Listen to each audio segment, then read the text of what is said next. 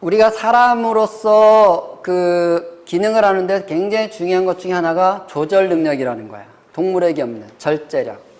여러분 그런 얘기 들어보셨나요? 고등학교 공부할 때 선생님들이 얘들아 공부는 머리로 하는 게 아니라 엉덩이로 하는 거다. 그럼 맨날 했잖아요, 선생님들이. 그 엉덩이로 한다는 게 뭐예요? 참아내는 힘. 여러분 인생을 사는 데 있어서 머리는 사실 그렇게 중요하지 않습니다. 참고 견디고 그 자기의 가치를 실현하기 위해서 지탱해 나가는 이 힘을 만드는 거 되게 중요해요. 이거는 선천적인 게 아니라 후천적인 거라는 거야. 다시 말해서 시냅스 모양이란 뜻이에요. 이거 어떤 아이는요 너무나 못 참고 막 나대. 어떤 아이는 잘 참아. 그걸 보면서 성격이 달라 이게 아니라요. 시냅스 모양이 다르구나 이렇게 생각하시면 되는 거예요. 이해하셨어요? 어떤 엄마가 육아일기를 인터넷에 블로그에다 올렸는데 이렇게 올려놨어요. 자, 뽀롱뽀롱 뽀로로를 열심히 시청하고 계시는 우리 아들 뭐가 대단하다고요? 집중력, 조절력, 주의력, 통제력 다 연결되어 있는 부위인데 여러분 이것은 후천적인 거예요. 또 사람만 할 수 있는 거예요. 강아지 밥 먹는데 밥그릇 확 빼서 보세요. 어떻게 해요? 막 짖고 난리치죠. 걔는 다른 선택을 할 수가 없어요. 밥그릇을 뺐으면 짖게 돼 있는 거예요.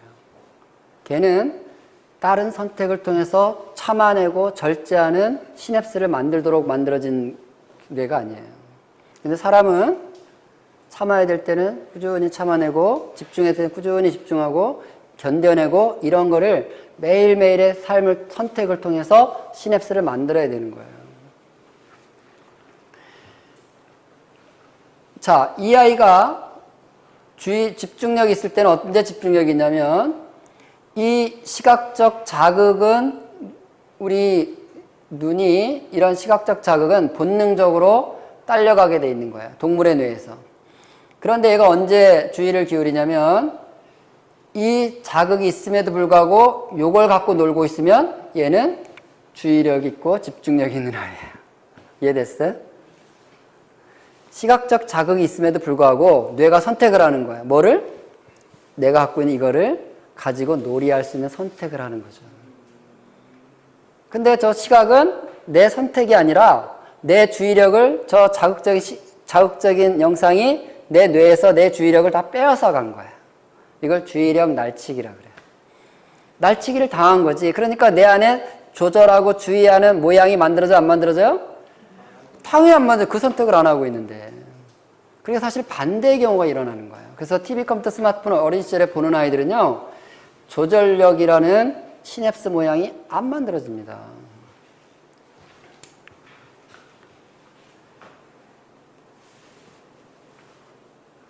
그래서 여러분 팝콘 브레인이라는 말 들어보셨나요? 이 팝콘 브레인이라는 게 뭐냐면 아이들에게 이제 한글을 가르친다고 자꾸 이제 패드를 쓰는 거예요. 패드. 근데 패드에서 이제 개구리를 누르면 개구리가 패드에서는 뛰어요, 안 뛰어요? 패드. 뛰죠? 펄쩍펄쩍 뛰면서 소리 또 나요, 안 나요? 깨굴깨굴 소리 나잖아요. 그게 뇌 안에 이제 그대로 각인이 되는 거예요. 각인. 근데 이제 그래서 한글을 금방 알죠? 그게 동시에 다 각인됐으니까. 한글을 금방 알아요. 그래서 엄마가 이제 한글 알았으니까 종이책을 줍니다. 이제 한글 하니까 책 읽어. 얘가 이제 책을 딱 폈어요. 개구리가 있습니다. 뭐부터 하겠어요? 눌러보죠. 그 시냅스 모양이 있어. 눌러봐. 눌렀는데 뛰어요, 안 뛰어요? 개굴개굴 소리 내요, 안 내요? 그리고 내 갖고 있는 모양과 같아야 달라요. 얘는 개구리가 아닌 게 되는 거예요. 엄마, 이 개구리 안 뛰잖아. 재미없어. 휙 집어던지고 패드 내놔 이러고 있다는 거예요. 이게 팝콘 브레인이에요. 팡팡 튀는 자극에서만 뇌가 반응하는, 이거는 자극에 반응하는 것이지 내가 만들어 놓은 시냅스 모양이 아니라는 거예요. 동물들처럼. 동물들은 여러분 뇌를 발달시키지 않는다 그랬잖아요. 내가 길을 가는데 비둘기가 여기 있어요. 가는데 가만히 있으면 밟혀 죽어요. 맞아요? 그러니까 얘는 생존하려면 어떻게 만들어져 있는 거예요? 가까이 오면 가도록 이미 돼 있는 거지. 걔네들이 어미 비둘기가 새끼 비둘기 갖다 놓고 사람 올 때마다 야! 지금이야! 아이 이러다 죽어 너 야! 이거 훈련시켜 안 시켜요? 본능적이라는 게 그런 뜻이에요, 여러분. 자극에 반응하는 것은 본능적이라는 거예요. 근데 멈춰, 그만해, 더 집중해봐, 조금 더 참아보자. 이건요, 시냅스를 만드는 거라는 게 그런 거예요.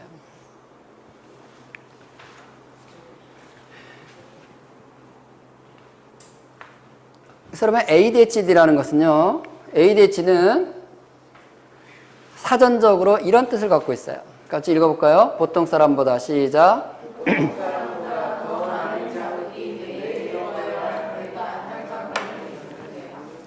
저와 여러분은 조용하고 편안한 자리에 있으면 안정감이 생겨요. 근데 ADHD 뇌라는 것은요, 조용하고 편안하면 불안해지는 거예요. 왜냐하면 많은 자극에 반응하도록 시스템이 만들어져 있기 때문에 자극이 없으면 불안해지는 거예요. 그래서 요즘 교실에 그런 애들이 너무 많은 거예요. 여러분 교실에 자극이 있어요, 없어요? 그러니까 여러분 집에서 TV, 컴퓨터, 스마트폰으로 늘 자극을 받아왔는데 교실에 자극이 없으니까요, 불안해져 가지고요, 자꾸 아이들이 일어나고 돌아다니고 소리 지르고 이 짓을 하고 있는 거예요. 너무 많죠. 정말 놀라운 사실은 ADHD라고 판정을 받아서 우리가 병원을 가면 의사가 각성제를 줄까요? 안정제를 줄까요? 안정제. 그래야 될 것 같죠?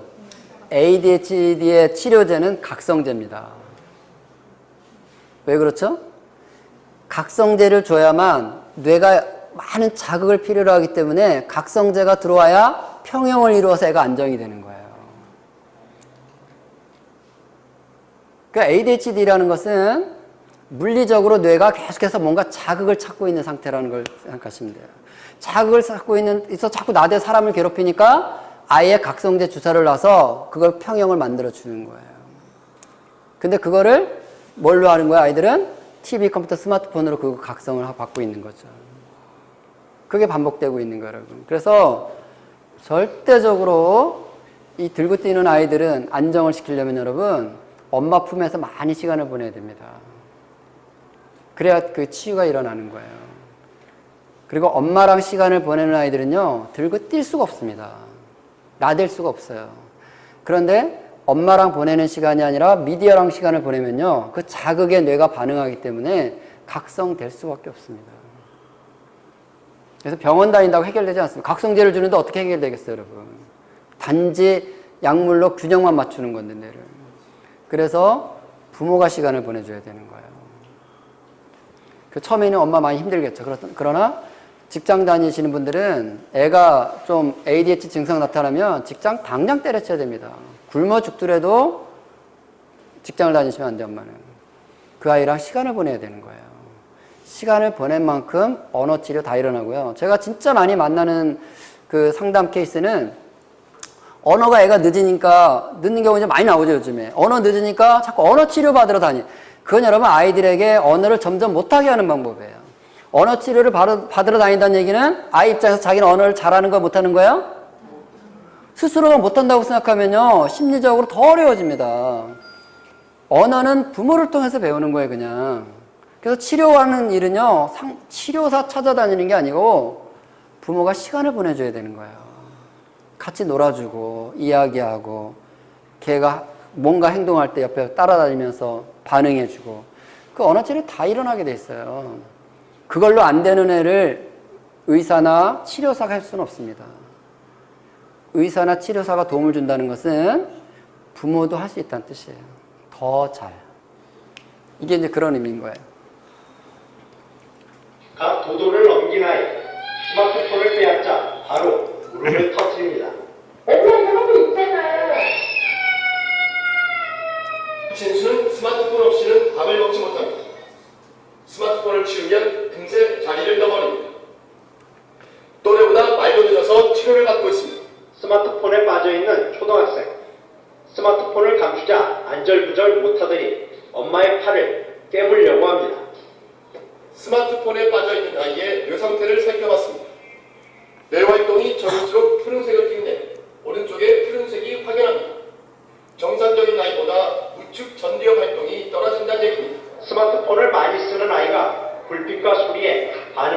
시간을 측정했습니다. 또래들에 비해 시각과 청각 모두 2배가량 반응이 느립니다. 더 나아가 게임뿐 아니라 학습용 영상물 같은 시청각 자극에 아이보다 반복적으로 노출되면 심할 경우 후천적 자폐 증상을 보일 수도 있습니다. 비디오를 끄자 소리를 지릅니다. 초등학교에 다닐 나이지만 유치원 과정도 버겁습니다. 비를 주제로 그린 그림을 다른 친구의 것과 비교해보면 차이가 확연합니다. 유아기 과도한 TV와 비디오 시청으로 인한 사회성과 언어 발달 장애, 이른바 비디오 증후군입니다. 후천적인 발달 장애의 40% 이상은 이처럼 TV와 비디오 과시청 때문인 것으로 학계는 추정하고 있습니다. 여러분, 이 그림의 차이는 그가 이 그림을 태어나서 그림을 그리는 나이가 될 때까지 어떤 선택을 해왔냐의 차이라는 것을 아셔야 돼요. 어떤 아이는 아주 세부적으로 관찰하고 세부적으로 묘사를 할 수 있다는 것은 뇌가 그런 모양을 만들었다는 뜻인 거거든요. 이렇게 거칠게 관찰하고 거칠게 묘사하는 아이는 뇌가 그거밖에 할 수 없는 시냅스라는 거예요. 근데 그 시냅스는 누가 만든다고요? 내가 자발성과 내적 동기라는 가치가 부여됐을 때 선택을 통해서 만들어지는 거예요. 이 환경을 잘 만드는 것이 훨씬 중요한 것입니다. 자꾸 옆집에 쳐다보지 마시고, 그러니까 자녀를 잘 키우려면 엄마로서 제일 먼저 갖춰야 될 자질이 뭔지 아세요? 옆집 아줌마를 조심하면 돼요. 옆집 바이러스가 제일 무서운 건지 아셔야 돼요. 옆집 애가 무슨 짓을 하든지 뭘 하든지 그거는 그 집의 사정인 거예요. 나는 우리 아이에게 좋은 선택을 오늘 좋은 선택의 기회를 부모로서 주겠다. 그렇게 키우면 되는 거예요. 우리 아이가 옆집 아이처럼 될 거였으면 그 집에 태어났겠지 왜 우리 집에 왔겠어요. 우리 집에 왔다는 얘기는 우리 아이를 만들려고 하는 거예요. 옆집 아이를 만들려고 하지 마세요. 우리 아이를. 자, 정리하기 위해서 한번 읽습니다. 각종 시작. 장시간 영상 미디어에 노출된 아동들에게서 자폐 성향, 언어 발달 지연, 조절 장애, 공격적 행동 등 후천성 ADHD 증상이 나타납니다. 여기 핵심은 두 가지입니다. 첫째는 교육용 포함하여. 교육용은 괜찮겠지가 아니에요, 여러분. 뇌는 그걸 준비할 시간이 필요한 거예요. 그게 이제 최소한 10년이라고 제가 보는 거예요. 그때까지는 학교를 보내도 그냥 받아쓰기만 챙기세요. 받아쓰기만. 나머지는 빵점 맞아도 신경 쓸 거 없습니다. 교육용 포함하여. 비디오는 이런 문제를 일으켜요. 이게 다 지금 진짜 중요한 것들이죠. 이게 다 뭐라고요? 시냅스 모양이라고 생각하시면 돼요. 뇌 발달이라는 것은 이렇게 이루어집니다.